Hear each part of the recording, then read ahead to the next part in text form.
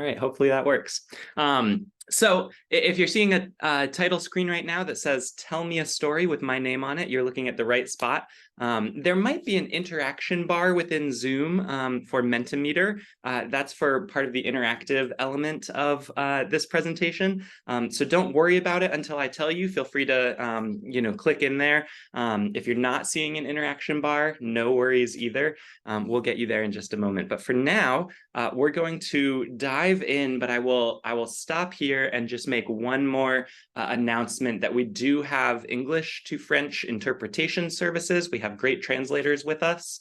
So there should be an interpretation button right in the sort of bottom right-hand side of your Zoom screen.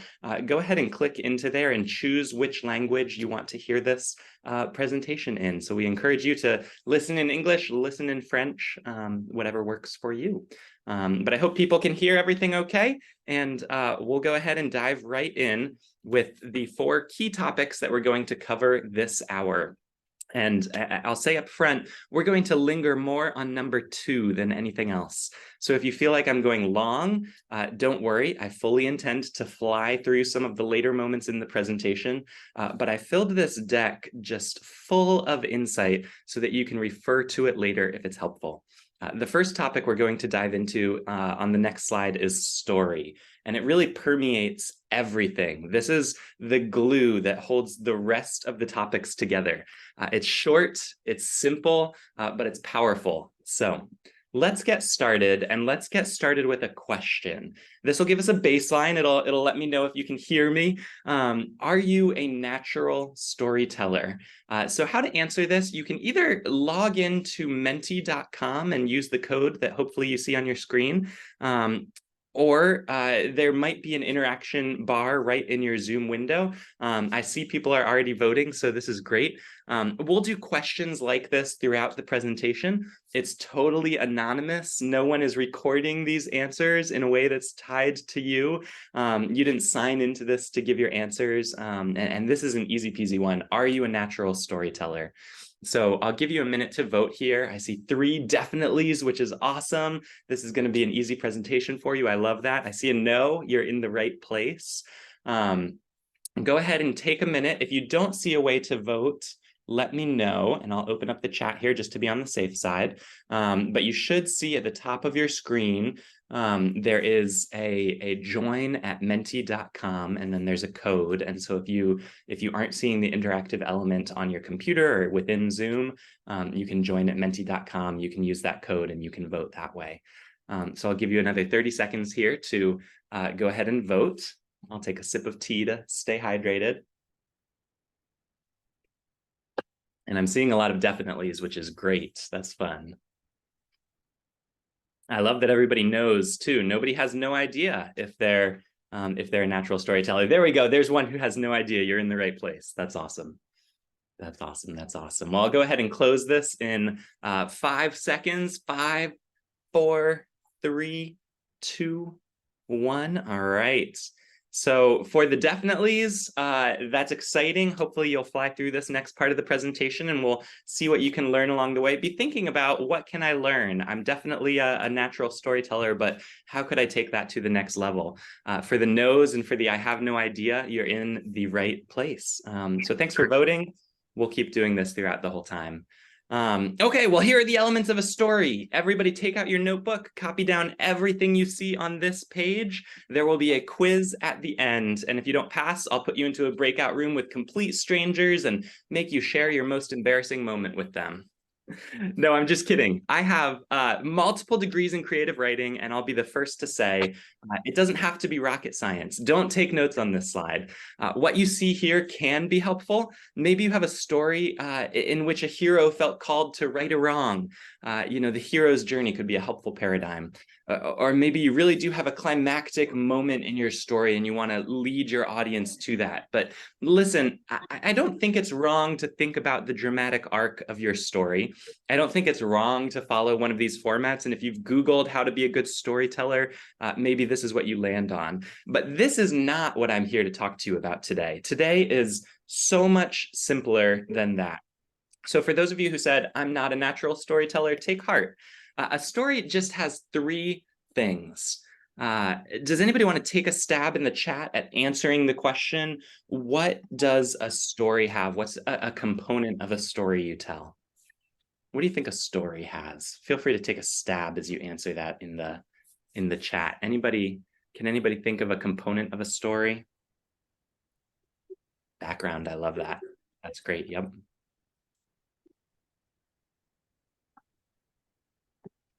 Anybody else? A character. Yes, I love that. That's great. That's perfect. We'll touch on that in just a second. Really nice.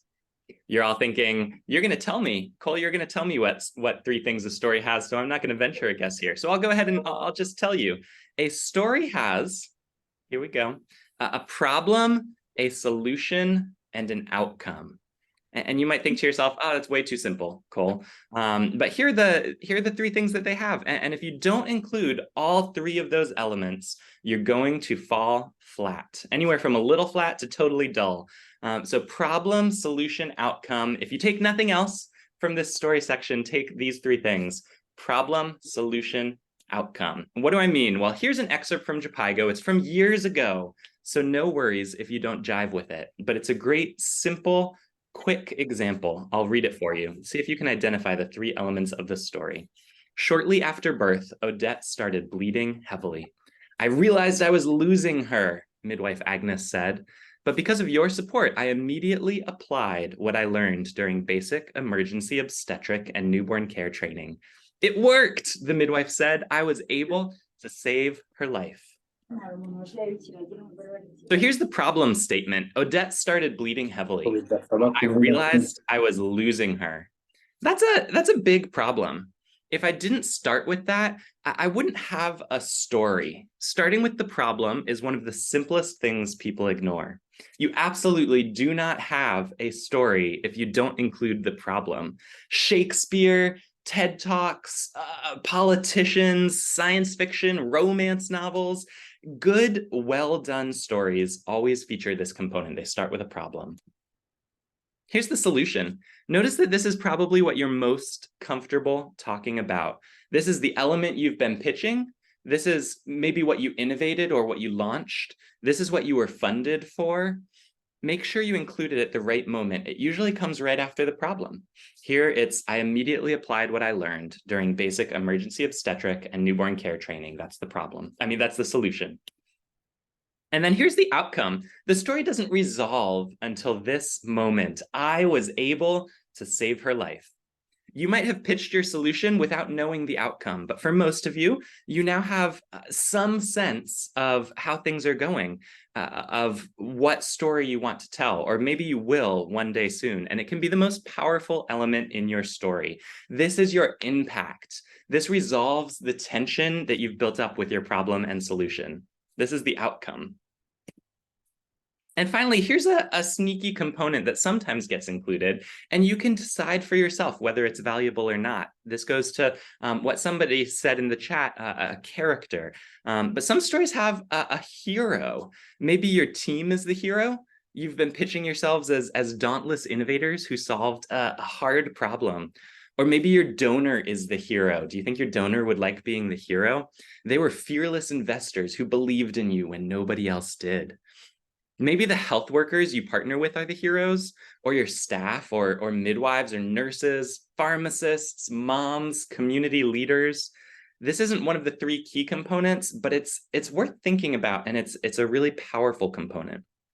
And notice here before I go on, what if I hadn't started with the problem? And I see this all the time with organizations. What if I just said, we trained midwives in emergency obstetric and newborn care training? They're saving lives. Well, I left out the problem, so the solution and the outcome, they don't have a big impact on the audience. What if I said, Odette was bleeding heavily, but midwife Agnes saved her life? Well, there, I left out the solution, and the story falls flat. Now, what if I said, Odette was bleeding heavily? Japaigo trains midwives to deal with complications during childbirth. Well, that's unsatisfying too. You don't care about Japaigo here. You're wondering, what happened to Odette? She was bleeding heavily and you're not telling me what happened to her. So without the outcome, it's frustrating. I didn't tell you what happened. You have to have all three components together to really realize the story. Here's a Gates Foundation tweet, and this one's very recent. You could probably find it if you scroll down through their Twitter. The problem is not being able to prove your identity makes you miss out.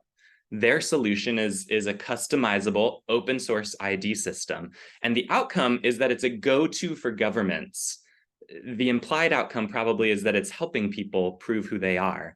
But this is a great example just from their recent Twitter of a problem solution outcome and how they do that on Twitter. Here's a somewhat decent USAID example.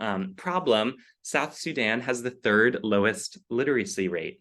That couldn't be a clearer problem, right? The solution, USAID is committed. Now, they don't say how. I bet the story does. I would have said how in this. But the outcome, Josephine can read, write, and count. That couldn't be a clearer outcome. So they get to it pretty quickly there.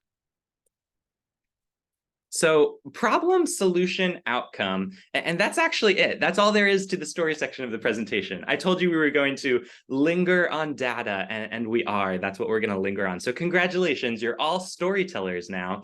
Go wow people with your incredible, instinctual, powerful tales. But as we wrap this section, what do you expect you're the most confident in sharing? Do you think you're more confident sharing the problem, the solution, or the outcome? And think about this once you've answered. How can you get better at sharing what you're least comfortable with? Is that the area that you need to practice the most?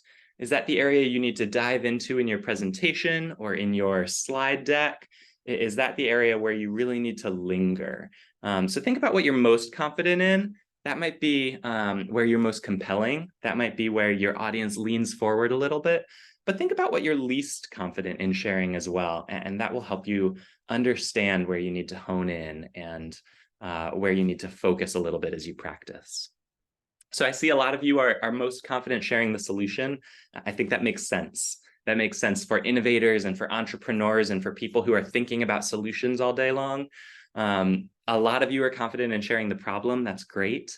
And then some of you are confident in sharing the outcome, which I like as well. Getting confident in sharing the outcome, I think, is a very important part of being able to tell the whole and the complete story. So we're going to talk about that a whole lot more in the data section. And here is the data section. Here's the meaty part of this hour where we'll linger for a good bit. And I'll be honest, there are a lot of total experts here in this Zoom room. So if you chat questions in the midst of this, I bet you'll get some really good answers. And I'll try to circle back around to some of those questions at the very end of the presentation. But here's where we've heard from actual donors, from people that Jhpiego partners with, that there's more learning needed. So you're in a really good place here. Presenting your data in a powerful and coherent way is something that donors have said, I think people need to do this a little bit better. I think they need to learn a little bit more about this. And what I'll say at the outset here is that your data is a story. Not by itself. You can't just throw up a chart and let it speak. But you have the power to turn your data into a compelling story. And that's what we're going to talk about. So let's start. On the left here are some key points that we're going to touch on throughout this section. And on the right is a sample data point that I might start my own presentation with. And the key points are really simple. I'm going to show them to you throughout this section. First, understand your audience's knowledge of your efforts. Are they familiar with the problem you were trying to solve? Maybe, maybe not. Are they, do they understand what the solution was? Do they know how you've changed and shifted and adjusted throughout the life of your funding? So think first and foremost about your audience as you consider your data. Then, and I'm sure you've heard this, simplify it. Don't give them everything. Give your audience only what they need. You know, Microsoft is fond of telling people that we have about a 7-second attention span. And Facebook would say it's only 3 seconds these days. We have a 3-second attention span. So you won't win with complexity. And then, of course, connect your data to impact. You aren't presenting numbers. You're showing how you're changing the world. And consider all of your data. You have problem data, you have impact data, financial data. How are you weaving everything together to tell your story? So with that introduction, and remember these 4 points as we go through this section, Here's what I might say on a totally made up project with totally made up data. Don't quote any of my data. I made this all up. This is just as an example, but here's what I might say, and I'm going to put on my hat so that you know I'm the presenter now. When I put on my hat, I'm the presenter.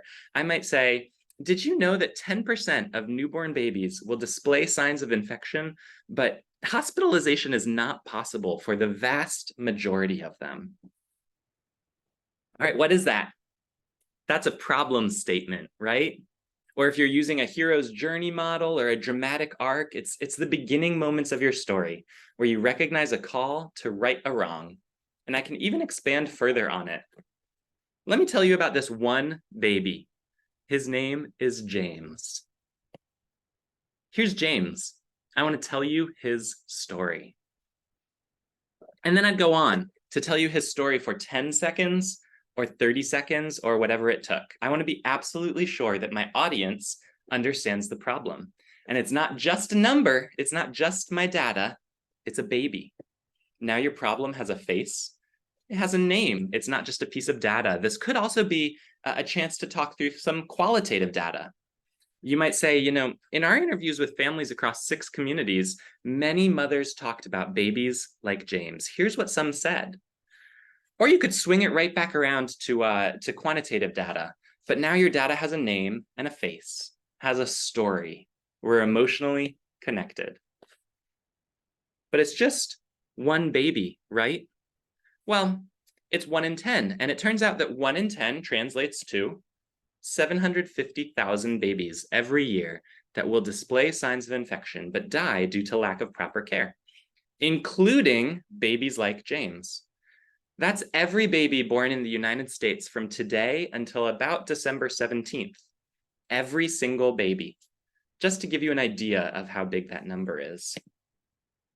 Babies like James. So I'll take off my hat for a second. What am I doing here? I'm repeating myself. If your data is simple or you don't have a lot, you can repeat yourself. Notice that in the past 6 slides, I've used a total of just 2 data points. There is no doubt 50 data points related to newborn deaths and infection. There are charts, there are bar graphs. I could find them with a quick Google search. I could screenshot them and plop them right down in this presentation, but instead, I'm repeating a big blank white slide with a baby icon on it and a colorful picture of baby James. Repetition is a rhetorical technique. I'm pairing a rhetorical or a technique for good speaking with data to make my numbers persuasive. And we'll dive into that in a few minutes. You don't have to have complexity. You just have to have a good story. But the key to remember here is that data that describes your problem is really important. If you only tell your donor what you did, their first question will be, so what? So what? We need to create comparisons between what we achieved and what would have happened otherwise. Data people call that the baseline. Story people call that the problem. And it's extremely important. Your story isn't just that you slayed a dragon. Your story is that the dragon was eating 65% of the townspeople. And without you, the town didn't have a chance to thrive. Make sure you articulate your problem as you're laying out your data. So we've articulated the problem. Everybody feel good about articulating your problem? And then you went a step further than most. You had a theory of change, right? You were funded because you said, here's a problem, and here is what we're going to do about it. You had a hypothesis that was thoughtful and defensible. You said, we're going to do X, which will result in Y and impact Z. So start there. Don't feed us irrelevant data. Give us the goods on your theory of change. So you might say, our app addresses the 750,000 newborns every year who develop untreated infections by, and then tell us how. Quick pulse check, though, to see if you're learning here. What part of the story are we in? This is the solution now, right? I just spent 10 slides laying out the problem, making sure my audience was emotionally invested. and had a thorough understanding of what my baseline was, what the problem was, why I felt my hero's call, what my theory of change posited. This slide tells my audience what we actually did. This is our solution slide. And I said it 10 slides ago, but I will say it again. Know your audience. If your audience is well aware of your solution, maybe this is only one slide. If they have no idea what you did, or if your actions are really different than what you said you were going to do in your proposal, then spend some time talking about your solution. But here too, simplify, simplify, simplify. Don't tell us every little thing you did. We don't need to know every single detail. Tell us just enough that we have clarity, but not so much that we're bored. You know whether it's your solution that is important or whether it's the outcome. In many cases, you'd be wise to linger on your solution for a number of slides. Maybe your outcome is very small, but your solution is what you innovated and it's what's going to be bigger. If your solution is going to change the world, by all means, spend 10 slides here too. Give us the specifics. Tell us how you reached baby James. Tell us how you scaled up, how you partnered, how you changed gears after an initial failure. This is your chance to tell the story of your solution. You may not have a ton of data here. Sometimes you're just saying, here's what we said we were going to do, and we did it. And then after the solution comes what? Comes the outcome, right? This is where you show your solution worked or it didn't work, and we'll talk about both cases. On my slide here is a mix of quantitative and qualitative results, which again, I completely made up, but it gives you a sense of how I might present my outcome. Midwives trained and facilities reached alongside percentage satisfied. So I might put on my hat and present something like this. I might say, you can see we trained 35 midwives and an astonishing 92% were satisfied. Why were they satisfied? Well, our hypothesis is, I took one data point and I really dove into it. Our hypothesis is, and then maybe I have a slide on what your hypothesis is. Why were the midwives satisfied? I want to be sure that this highlight reel outcome is totally visible. And that's it, right? There's no secret sauce. Show your data and explain why it matters. And you can go even further because those numbers are just the beginning of the data to share, hopefully. Those are your outputs, but they're not your outcomes. People reached, health workers trained. It doesn't really matter if you don't connect it back to the desired outcomes. It doesn't matter if we talk about what we did and can't then discuss what changed as a result of what we did. I don't know another way to say it, but I want to linger on this slide because it's so important. Don't just stay at your outputs. What changed as a result of what you did? So I might say, remember these babies? The 750,000 who are dying due to untreated infections? The midwives we reached, those 35 midwives, delivered 140 babies during our 3-month project period, providing excellent and in some cases life-saving care. 140 babies is how many you see on this slide right now. You can go ahead and count them with your finger. That's also how many have been born in the United States since I started talking 20 minutes ago. It's a small start, but it's a big start. All right, you presented your outputs, your outcomes, you've laid out the problem, solution, outcome. Wrap up your presentation, listen to some applause, and collect your next round of funding. That's your outputs paired with an outcome of lives transformed. And you'll see that I said the midwives we trained delivered 140 newborns. I did not say our app was responsible for saving 140 newborn lives. Because when I'm presenting my data, I need to be very careful and very sure that what I attribute to my efforts and what my efforts contributed to are separate. They're not the same thing. Claiming data as your own that's actually not directly attributable is something to avoid. There are plenty of ways to nod toward an outcome without saying, we and we alone did this. This is all us. If you can say that, great. If you can't, be cautious of how you're presenting your data. Think about it. But let's go back to this slide for a minute. Here's your impact data, but instead of doing it like this, what if we presented it as a failure. Here's the same exact data, but subtly, this is a failure slide. Your donor maybe already has a report in hand that says you didn't reach your target. In fact, you vastly underperformed. You were off by 65 health providers, nearly a 2/3 miss. But you believe you saw something important. You saw a glimmer of success. 92% of the midwives you did reach were satisfied. That's a high number. You think you need to tweak your project, but not trash it.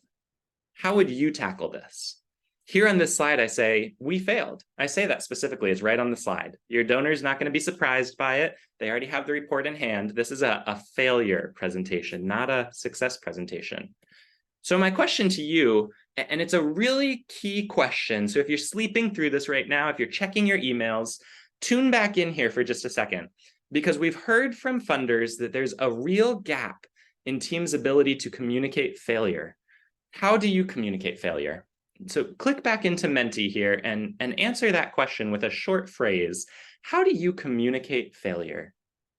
And I'll linger on this slide for a minute to give you a chance to think about it. How do you communicate failure? What do you do? I'd love to hear from you.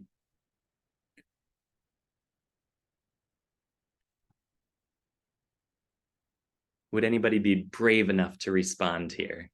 How do you think you communicate about failure? Own it and provide a solution. We call it challenges, yes. We just apologetically say so, yep. What else? These are great responses. Failure as lessons learned. I like that. That's providing the solution again. It's an opportunity. Good. Absolutely. I love that. That's a really good one. What else? What else? I'll give you about 30 more seconds to type in your answer here. It's a learning. Yep. Absolutely. This is exactly right. I love this. How did we pivot? That's so good. How did you take what you learned and move in a slightly different direction? Anybody else before we close this off? Reflections. Good. Absolutely.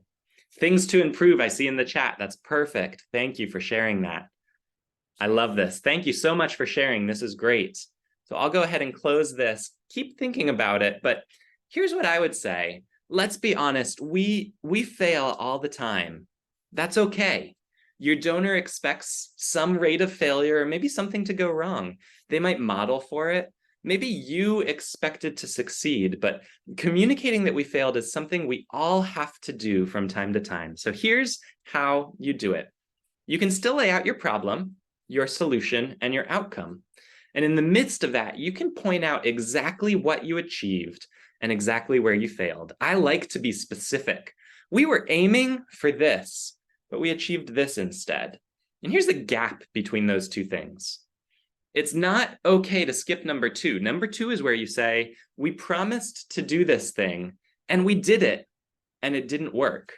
But you held up your side of the bargain. Your hypothesis just failed. That's okay.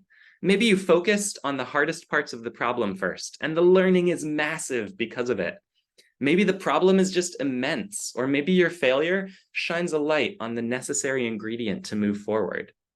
Then you say, as a result of our experiences, we learned. That's exactly right. For those of you who put that in, as a result of our experiences, we learned. Here's why that learning is important and why we're even better positioned now than before to move forward with a new hypothesis. One of you called that pivoting. That's great. Owning up to your failure is a key test of leadership. It's not only okay to communicate it, it's imperative and necessary when we fail to communicate it and then say, this is how we intend to move forward differently. And then we talked about rhetoric. So that's enough said about failure, hopefully. Whether you're successful or not, either way, as you tell your story, you layer your data into that story. You might have data during the problem phase. during the solution phase, and hopefully during the outcome phase as well. But that data doesn't say anything. In almost all cases, you don't get to just toss up a chart and let the chart speak for itself. If we all had just great linear charts, that would be awesome if we could do that, but most of us don't. Instead, you use your story formula, and as I modeled in this, and you'll see how I modeled it, you can use rhetorical techniques, speaking techniques to your advantage. So you can amplify, and that's 750,000, including baby James. That's amplifying the data. You can anticipate, you can say, but it's just 1 in 10. Or I said, it's a small start, but it's a big start. That's anticipating. I'm anticipating my donor's objection or my audience's objection. That's small. And then I'm responding to it. It's small, but it's big. You can use anecdote. Let me tell you about baby James. Or maybe you say, during our qualitative research, we spoke with midwife Martha. That's anecdote. You can alliterate. I use that in the title of my presentation, data, deck, delivery. You can question. Why were 92% satisfied? Well, our hypothesis is, or you can compare. I did that a couple times, right? I said, that's how many babies are born in the United States between now and December 17th, or that's how many babies were born since I started speaking. There are hundreds of storytelling and speaking techniques, rhetorical techniques. Use them to your advantage as you present your data. You're absolutely not manipulating your data. You're just conveying it in a powerful and compelling way. There's a big difference, so hear me on that. You're not trying to sugarcoat, you're not falsifying your data, you're just responsibly sharing your data in a powerful way. Don't just put slides up that have numbers.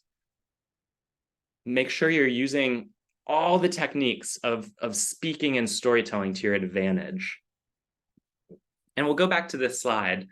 If you give your audience too much, they're going to leave with nothing. So understand what your audience needs, then simplify your data, connect it back to impact, and don't forget to consider every piece of data at your disposal.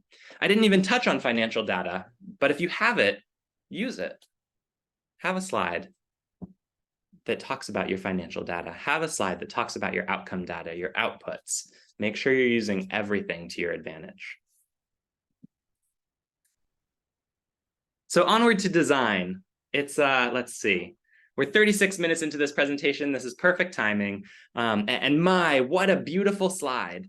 I'm not going to touch on design for too long, but I'm going to run through a handful of common mistakes and how to solve them. The most important thing to take from this part of the presentation is that PowerPoint is a really robust tool, and too many people fail to even begin to explore it. So I'll tell you, you don't need to be an expert in PowerPoint. I'm not. I never took a PowerPoint class. I'm not an expert in it. But you do need to investigate it. You do need to spend some time in it. Would you try to play guitar in front of your donors without ever bothering to learn a chord?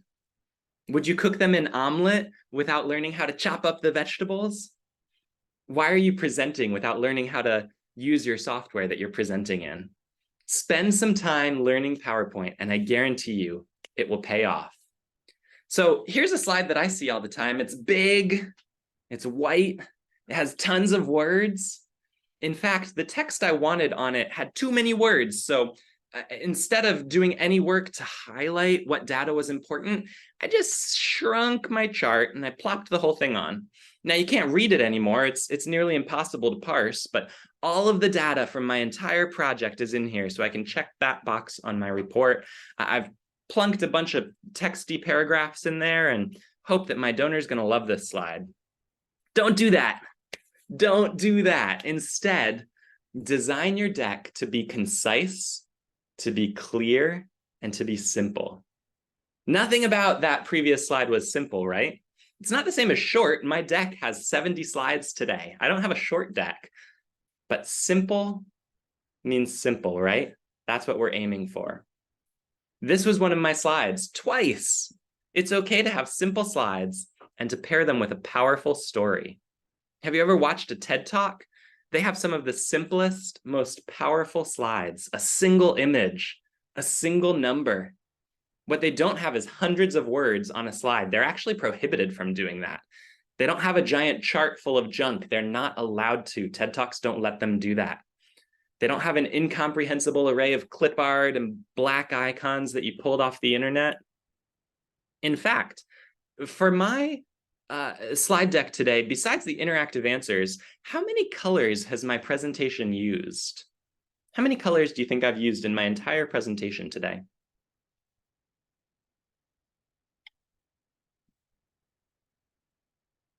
Three. A couple people guessing 3, somebody guessing 5. 7. Okay, I like that. Any other guesses?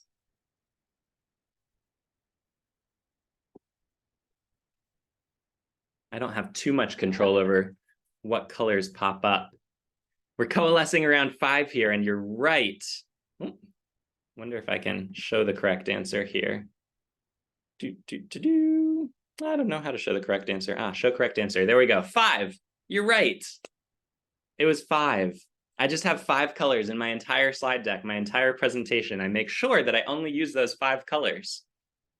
Color helps make it easy for your audience. Maybe I pulled this number from a chart in a World Health Organization report that lists out all the causes of newborn death. I didn't, but maybe I did. I did not screenshot that table and plunk it down on a slide. I did not settle for whatever the World Health Organization chart looks like. I didn't use their colors. I used purple here to emphasize my key number. But maybe I used the purple here to emphasize that it was my app. The previous slide might be a problem slide, right? So the problem here, our app addresses the 750,000 newborns every year who develop untreated infections. This is kind of a problem slide. It's about the 750,000 newborns. But then this one, it's the exact same words, but I'm emphasizing my app. This is a solution slide, right? Our app addresses the problem. Here's an outcome slide. I could shift straight through these without ever changing the slide background and just subtly change the text for emphasis. This shifted from what the app is intended to address to the actual output. Now that doesn't make my presentation boring. I have 3 slides in a row that look exactly the same. It just makes it clear. You didn't distract with a rainbow slide or a million clip art icons. You just communicated your entire story succinctly and clearly. Here's one of the community members our app reached. She looks, well, she looks tall and squished and a little grainy too. You can be better than that. Stretching and distorting photos takes away from quality and impact, right? This is a basic design principle. So when you're looking to resize any type of image, whether it's a photo, a logo, we see it all the time with logos. Our donor logos get stretched, our own logos get stretched. Make sure that you scale the height and width so that they're the same. Make sure you lock the aspect ratio. Keep things in proportion. You'd be shocked at how often I see this mistake, not only with photographs, but on charts, on donor logos. Color. Color is another important point. At Japaigo, I know we have a beautiful selection of bright and functional colors in our palette. Our palette is available in each of our PowerPoint templates right under the theme colors. You can see them there. Don't ever use the standard colors in PowerPoint. Take that extra step to develop your own brand palette. The standard colors don't go together. They're distracting. They don't look good. But you too can have a color palette. You can generate beautiful free color palettes online. Just search for it on Google or ask an AI engine to develop palette choices for you that work with your team vibe. Or you can ask your donor for their color palette. You can build one for your team, but spend time on color and then limit yourself to a little bit of it. 5 to 7 colors, maybe. Alignment is a design principle that refers to lining up text or graphics on a page. And while you probably won't notice when the elements in a design are aligned, you'll definitely notice when they're not. You notice it here. The pictures aren't aligned. The headings aren't aligned. If the elements aren't aligned, your slide will look like a mess and the audience will have a difficult time reading anything. Here they're aligned, right? That's also true for hierarchy. As you see here, not everything on a page should be treated equally. Hierarchy is just another simple design principle that helps your audience know what's most important on a slide and what's least important. Our header here is the largest. Our subheader is the second largest, and it's also bolded. Our bullets are weighted, they're spaced normally. Everything is in a logical hierarchy here. And then I told you I was going to fly through some of these. You can build maps right in PowerPoint. I don't know if you knew that. Spend some time with PowerPoint and learn some of these fun tricks. This just represents data that you put into a table, and PowerPoint immediately puts it into a map. You can do that right in PowerPoint. Or you can translate your text into any language. PowerPoint has tons of fabulous tools built into it. Translate is available from the review tab. But listen, you don't have to use maps or translation. I included these two examples because there are so many tools out there. Color swapping, photo cropping, smart art. I said it once and I'll say it again. You wouldn't play guitar for your donor without learning chords. Why are you building a slide deck without devoting time to learning the software that it's built in?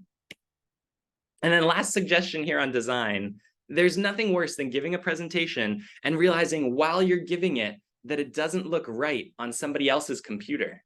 Always check your slides. If you're handing off your presentation to an AV person, there's a good chance that your font didn't show up on their computer, or your sound, or your video codecs, your GIF rendering. There are a million different ways for a slide deck to veer off course when it's transferred to another person's computer. So make sure you rehearse. So here's a question for you as you wrap up.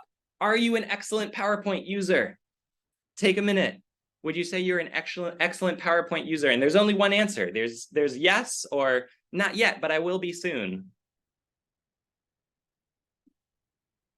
Yes, of course. No, but I should be. I love that. Thank you both for being bold and answering.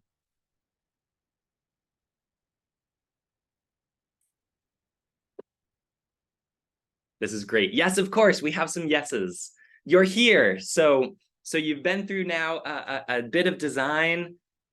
These are your moments where you can practice, spend an hour a month doing it, and you'll be head and shoulders ahead of your peers. It is worth investing the time in becoming a good presenter, in learning the basics of design and how to execute those in PowerPoint. The correct answer is yes, of course. But no, I should be is also a very good answer, as long as you know. Don't say no, and I'm never going to invest time in that. Invest some time in it. It'll really help you. What's stopping you from being a good PowerPoint user? Spend an hour on it monthly. Learn one new feature. Watch a video tutorial. You'll be light years ahead of your peers for it. We have 14 minutes left, and that's perfect timing. I actually have 14 slides exactly, and I will fly through them, and then we have a question and answer moment for you. So stay with us through these last 14 minutes. We are right on time. So this is the delivery portion. We've thought about story, we've gathered all our data, we've put it into a beautiful deck, and now we actually have to deliver it. Being prepared for your presentation will take you a long way. So some of these here that you see on the screen, some of them are virtual tips.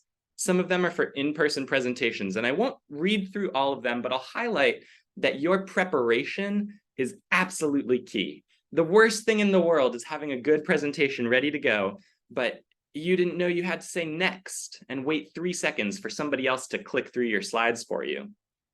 Or maybe you built a beautiful slide deck, but the AV team messed it up on their computer and you never rehearsed it. This presentation started at 7 a.m. and I'll tell you, a considerable amount of my mental load for this presentation right now was figuring out where can I present at 7 in the morning my time with a reliable internet connection, none of my very young children crying in the background, and dual monitors so that I have my notes in front of me and I have my screen up here. I'll say it once and I'll say it a million times throughout this section. Prepare, prepare, prepare. Oh no. Oh, I think I lost you. My internet must be. Hello, can you hear me? Is my video working? Oh, my slides have gone blank. Oh no. Phew, my internet is back. I wish I had remained calm, professional, and poised during that brief blip in my presentation. That's not something I was mentally prepared for. What's your biggest presentation fear? Nervousness. I love that. Practice will help you with that, but nervousness, giving your presentation lots of times will help you with that. I practiced this 7 times before I gave it the very first time. I recorded myself, I watched myself back, and I could see my nervousness. Talking too fast. I do that. That's a great one. I talk too fast, and it's hard for interpreters. It's hard for people whose first language isn't English. Finding the right words. That's really good. Not being calm and cool. That's everybody's presentation fear. I'll tell you one of mine. One of mine now is getting sick the day before your presentation. I'm so sorry that I had to reschedule. I've never been sick on the day of my presentation before. That's one of my new big fears for presentations. Any other big fears? These are all great. We'll talk through these. So there are a lot of ways to conquer your fears. We'll go over some of them in the Q&A and some of them now, but I would say mostly it boils down to preparation. So I start by asking myself a million questions about my audience before I build my presentation. Then I ask myself those same questions again as I prepare to speak. What's on my slides that I can let my audience read while I talk about something else? What do I really want them to walk away with? Are they likely to listen to me? Do they already know me? Do I have a chance to chat with my audience before my presentation? Can I move around the room and connect with them beforehand? Do I build in moments in my presentation for my audience to engage? And I'll tell you, it helps not only to see the engagement because you know they're listening, but it helps just from the basic mental load of, can they hear me? Is anybody still on here? Is anybody paying attention? Having those moments to engage is really important. How will I wake up my audience if I'm presenting in person at a conference and the back row is actually sleeping and snoring? Preparing for all of those things helps me to be a little bit calmer. And then once you know your audience, you have an idea of the issues they want to hear from you. Your next task is to organize the material to best engage with them. And your mode of delivery is really important. I know before I go into every Microsoft Teams call with external clients that I don't have the full time, whether it's 10 minutes or an hour, because I know the first 5 minutes are going to be spent troubleshooting how to get them in, how to get them onto the audio. I know how to share my screen on every major presentation platform. And actually 10 minutes of my preparation today was figuring out how I do an interactive presentation in Zoom. Can I do that? How do I do that? Do I have to log in? Do I need my passwords? I know how to share my sound on all of the major platforms. I know that mics have a lag when you turn them on, so I don't fiddle with it for the first 3 seconds because I know it's going to take a minute before I turn on the mic. I know how to vamp when a colleague of mine loses internet and drops off the webinar. I know to prepare for those kind of things. Who's controlling your slides? Where are your notes? Where do you need to look? All of these questions get answered before you start your presentation, every single one of these. And then it's no longer on your mental load to prepare for those things. You know you have an answer to all of those. You want to know what this slide looks like as I build the presentation? It has this little box up here, if you can see it. That reminds me that if I'm presenting on Zoom for a live audience, in many modes, my video and face will be right in that corner, and I shouldn't put my content there. That's important because I actually broke the rule, right? I used this slide, and maybe on some of your computers, I flubbed this slide because it's behind my video. There's a lot to remember about your presentation, but you can avoid very simple mistakes by preparing, by being absolutely prepared. Then you practice your material. I practiced this 7 times before I delivered, and there's plenty I would do differently next time. If you can, record a practice session and watch it back, take notes, then practice again, and repeat that until you're comfortable, until you're calm and cool, until your nervousness is gone. You don't have to be scripted. You just have to be comfortable, and practice gets you there. And then chances are you're going to want to speak louder. I'm in an office here by myself and I'm almost shouting, but it keeps your attention and it allows me to modulate my voice to speak softer when I want to. and to speak really loud when I want to, get your attention again. Then make sure you deliver on what you need to deliver. This might be your only 20 minutes in front of an audience that can unlock your future. What do they absolutely need to walk away with? And I'll give you a hint. It's not 20 things. It's not even 5 things. It's a max of maybe 3 things that they're going to walk away with. And probably it's really only about 1 thing that they'll walk away with. Alternatively, maybe they have a massive report from you already. You've already turned in your final report, and now you're presenting on it. That might change what you deliver, how much content you put in, how much story you tell. Maybe you touch base with your audience regularly, and this is just one moment on a continuum. Again, that would change what you present. So think about what your opportunity is. And finally, don't miss this. I'm only 2 slides from the end of the presentation, but don't miss this. There are a million ways to connect with your audience, and this presentation is just one of them. So think about how you can extend your window of opportunity beyond the presentation. Maybe it's a question and answer, right? We're going to do that right after this. Maybe it's a question and answer session, but maybe it's moving the conversation to LinkedIn. Maybe it's a follow-up email. Give your audience a next step to connect with you. And there is almost always a potential next step. It's on you to decide what best suits your needs as the presenter and your audience's needs. How do you connect with them after this? And to that end, I'll ask you here, what did I deliver on? What's one thing that you learned in this hour with me? We're only 2 slides from the end here, but what's one thing that you learned in the past hour that is new to you or interesting to you, something you're going to try in your next presentation?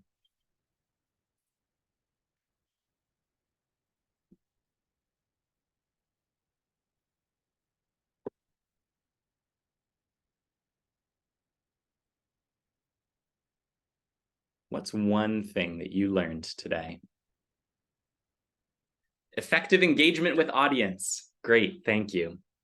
Integrating Mentimeter. Mentimeter is a great program. Absolutely. Being able to just interact with your audience. Prepare, prepare, prepare. I love that. If nothing else, you're going to go into your next presentation prepared. Thank you. What else? Practice before. That's great. Yep. Simplicity. Good. Simplicity of your storytelling, problem, solution, outcome. Simplicity of your data. Simplicity of your design. Consider the audience. Be sure to outline your problem, solution, and outcome. Stories have 3 components. Yes. I'm so glad that you've learned at least one thing in the past hour. That's great. Think about what you're going to take from this presentation and apply into your own presentations. Think about that. Jot something down that you're going to say, I'm going to work on this the next chance I have to present in front of somebody. Turn your data into a story. That's a really great one. Thank you. Any others before I close this down?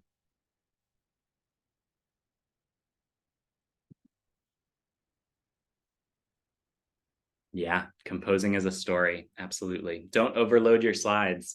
Yeah, I used 70 slides because I had a lot to get through, but I don't think I had too complicated of a slide. At most, I think I had 6 things on a slide. All right. Well, listen, sometimes we might have a problem. Not everybody is good at storytelling, at incorporating data, at building a beautiful deck and delivering on it powerfully. That's a problem statement. The solution, though, is that you can get better through training, through learning, through practice, through effort. Moments like this are making you better. Make sure that you take more moments like this. Take advantage of more opportunities like this to get better. The outcome is that you'll be more compelling for the improvement. At dinner parties, in front of your donor, as an entrepreneur, as an innovator. So do the work, go out there and tell some amazing, incredible stories that spotlight the tremendous work that you're doing. So thank you so much for your time today. This is the last slide. I'll leave it up here and just say what an honor it was to be able to be with you for this hour. I hope you learned something, even if it's a small thing. And I think you did learn something, if the last engagement slide was any indication. So feel free to connect with me on LinkedIn. Keep an eye out for an email to download this slide deck and keep it for future reference. And then most importantly, the next 5 to 30 minutes, however long you want to be on here, is for you. So if you have a question, chat it in and I will do my best to answer your question. Otherwise, if you don't have any questions, you're free to go. Feel free to head out from here, but this is your time to ask questions if you need anything. And thank you all. I see in the chat some thanks for this, and I appreciate that and really appreciate you. It's an honor to be with you for an hour. Thanks for giving me an hour of your time. I really do appreciate it.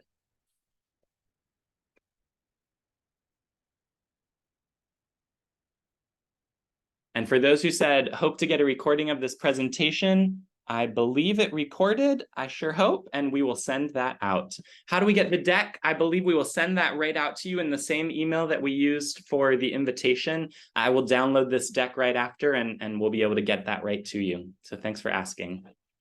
Any other questions before I let you go? Questions about storytelling, questions about data, questions about design or delivery? How would you compare Canva with PowerPoint for presentations? That's a really good question. So Canva is a wonderful program. And what I'd say is work within the program that you're most interested in, that you feel most comfortable in. I work within PowerPoint because I think it's not only the most robust, but it's the program that everybody seems to have on their computer. So I know when I have a PowerPoint slide deck, I'll be able to present it. No matter where I go, people have PowerPoint. Canva is a web-based program, so sometimes you might need internet to present.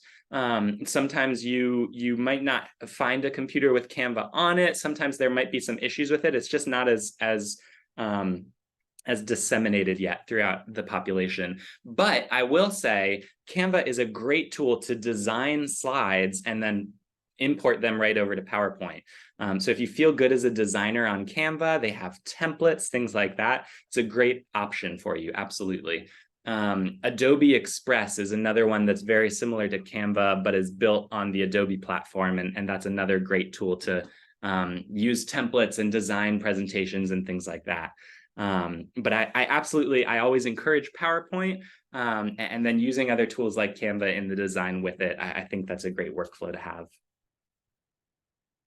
Is it allowed to use pictures of my participants? My project is community-based, and we have some pictures that we can use to tell a compelling story. So that's a hard question to answer. In some cases, it might be allowed. In other cases, it might not be. You'll really have to dive in either with your donor or with your team to figure out, can I use those pictures or not? There are definitely restrictions. You want to follow the guidelines of the country that your participants are in when you took those photos, but also depending on what research you're doing and how you've set it up, you may or may not be able to use those. So that's a really good question that I can't answer for you because it just depends on your project.